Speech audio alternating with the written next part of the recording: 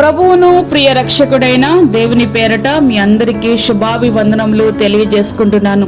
Jesus ను creation ministries ద్వారా ప్రతిరోజు అనుదిన ఆహారమును మీకు అందించుటకు దేవుడిస్తున్న కృపను బట్టి దేవునికి ఎనలేని కృతజ్ఞతలు. ప్రియులారా, అందరూ ఎలా ఉన్నారు? బాగున్నారా? నూతన సంవత్సరంలోనికి వెళ్ళక ముందు దేవుని యొక్క కృపను తలంచుకుంటూ ముందుకు కొనసాగుదాం. అట్టి కృప మనకి దేవుడు అనుగ్రహించును గాక. వాక్య ధ్యానంలోనికి మనం వెళ్దాం. ఫిలిప్పీలకు రాసిన పత్రిక 4వ అధ్యాయం 11-12 వచనాలు. నేనే స్థితిలో ఉన్నను ఆ స్థితిలో సంతృప్తి కలిగి ఉండ నేర్చుకొని ఉన్నాను. దీన స్థితిలో ఉండ నేను ఎరుగుదును, సంపన్న స్థితిలో ఉండ నేను ఎరుగుదును. ప్రతి విషయములోను అన్ని కార్యములలోనూ కడుపు నిండి ఉండుటకును, ఆకలి కొని ఉండుటకును, సమృద్ధి కలిగి ఉండుటకును, లేమిలో ఉండుటకును నేర్చుకొని ఉన్నాను. ఇవి అపోస్తలుడైనటువంటి పౌలు గారు జైలులో ఉండి వ్రాస్తున్నటువంటి మాటలు. ఇవి చాలా ప్రాముఖ్యమైనటువంటి మాటలు, మన జీవితానికి చాలా అవసరమైనటువంటి మాటలు. చాలా మంది వారి జీవితాల్లో సంతృప్తి లేని జీవితాలని జీవిస్తూ ఉంటున్నారు.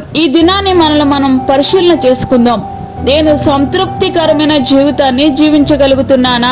పాత నీరు పోతుంది, కొత్త నీరు వస్తుంది, కానీ బండరాళ్ళు మాత్రం అట్లానే నిలిచి ఉంటాయి. 2024 మన నుండి ఎంత వేగంగా పరుగులు తీస్తుందో అంతే వేగంగా 2025 దూసుకుని వస్తుంది. కానీ రాతి బండలుగా మారిన మన జీవితాల్లో మార్పు ఏ మాత్రం కనబడట్లేదు.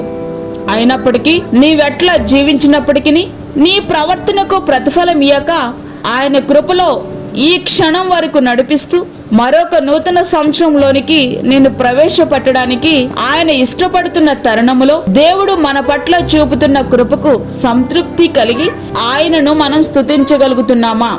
ఇది స్వపరిశీలన చేసుకునే సమయం. బైక్ మీద వెళుతున్న మనము కారు వైపు చూస్తున్నాము తప్ప చెమటలు కక్కుతూ సైకిల్ తొక్కుతున్న వ్యక్తి వైపు చూడలేకపోతున్నాం. కాబట్టి మన జీవితంలో ఏదో వెలితి, ఆ వెలితికి కారణమే అసంతృప్తి. యోబు గారు ఒక దినాన్ని 10 మంది పిల్లలతో సహా సమస్తాన్ని కోల్పోయినప్పుడు చెప్తున్నటువంటి మాట ఏంటంటే, యెహోవా ఇచ్చెను, యెహోవా తీసుకొని పోయెను, యెహోవా నామమునకు స్తుతి కలుగునుగాక. యోబు గ్రంథము 1వ అధ్యాయము 21వ వచనం. ప్రవక్త అయినటువంటి భక్తుడైనటువంటి హబక్కు గారు హృదయాంతరంగంలో నుండి వచ్చినటువంటి మాటలు ఎలా ఉన్నాయంటే, అంజూరపు చెట్లు పూయకుండినను, ద్రాక్ష చెట్లు ఫలింపకపోయినను, ఒలివ చెట్లు కాపిలేక ఎండినను, చేనిలోని పైరు పంటకు రాకపోయినను, గొర్రెలు దొడ్డిలో లేకపోయినను, సాలలో పశువులు లేకపోయినను, నేను యెహోవా యందు ఆనందించదును. నా రక్షణకర్త అయిన నా దేవుని యందు నేను సంతోషించదును. ప్రభువగు యెహోవాయే నాకు బలం, ఆయన నా కాళ్లను లేడి కాళ్ల వలె చేయును, ఉన్నత స్థలముల మీద ఆయన నన్ను నడవజేయును. హబక్కు గ్రంథము 3వ అధ్యాయము 17వ వచనం నుండి 19 వచనములు. దేవునికి ఇష్టడైనటువంటి దావీదు గారి హృదయాంతరంగములో నుండి వస్తున్నటువంటి మాటలు ఎలా ఉన్నాయంటే, నా ప్రాణమా యెహోవాను సన్నిధించుము, నా అంతరంగమున సమస్తమా ఆయన పరిశుద్ధ నామమును సన్నిధించుము. నా ప్రాణమా యెహోవాను సన్నిధించుము, ఆయన చేసిన ఉపకారములలో దేనిని మరువకుము.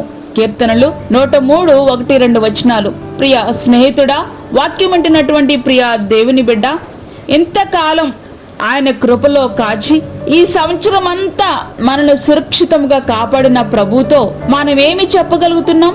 ఇంకా ఈ సంవత్సరంలో అది జరగలేదు, ఇది జరగలేదు అంటూ అసంతృప్తిలోనే దేవునికి ఫిర్యాదు చేసేవారముగానే ఉంటున్నామా? ఎందరికో లేని శ్రేష్టమైన జీవితాన్ని ప్రభు మనకిచ్చినందులకు సంతృప్తి కలిగి కృతజ్ఞత గలవారుగా ఉంటున్నామా? ఈ దినాన్ని మనం స్వపరిశీలన చేసుకుందాం, మనల్ని మనం పరీక్షించుకుందాం. సంతృప్తి కలిగిన జీవితంతో నూతన సంవత్సరమును ఎదుర్కొనుటకు మన హృదయాలను దేవుడు సిద్ధపరచునుగాక. అట్టి కృపా ధన్యత ప్రభు మనకి అనుగ్రహించునుగాక. ఆమేన్. ప్రియ వాక్యమైన దేవుని బిడలారా, ప్రార్థనలో ఏకీభవించండి. పరిశుద్ధమైన తండ్రి, ప్రేమగల యేసు ప్రభువా, శ్రేష్టమైన మరి యొక్క సమయాన్ని మీరు మాకు ఇచ్చారు, నీకు వందనాలు. ఈ దినమంతటి కొరకు మీరు మమ్మల్ని సిద్ధపరచండి ప్రభువా. ప్రతి విధమైన శోధన, కీడు, ప్రమాదం నుండి మీరు మమ్మల్ని తప్పించండి. తీర్చండి. అదే విధంగా ఈ దిన అవసరతలు తీర్చండి, దిన అక్కరలు తీర్చండి. ఈ దినము నీ కృపతో మమ్మల్ని నింపండి ప్రభువా. వృద్ధులను, చంటి బిడ్డలను, గర్భిణీ స్త్రీలను మీరు జ్ఞాపకం చేసుకునండి. వారికి కావాల్సిన నీ కృపను దయచేయండి. అదే విధంగా దూరదేశంలో ఉండి ప్రార్థనలు ఏకీభవిస్తూ ప్రార్థన అవసరతల కొరకు తెలియజేసిన బిడ్డల కొరకు ప్రార్థిస్తా ఉన్నాం. వారి యొక్క అవసరతలు, అక్కరలు మీరు తీర్చండి ప్రభువా. అదే విధంగా గర్భఫలం లేని బిడ్డలు జ్ఞాపకం చేసుకోనండి తండ్రి.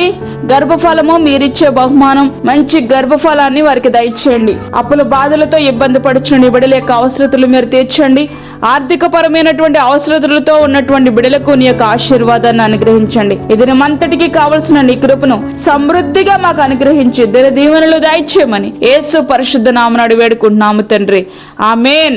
ప్రియ దేవుని బిడ్డలారా, వర్తమానములను షేర్ చేయండి, సబ్స్క్రైబ్ చేయండి. మీ యొక్క బంధువులకు, మీ యొక్క స్నేహితులకు ఈ యొక్క అనుదిన ఆహారమును పంపించండి.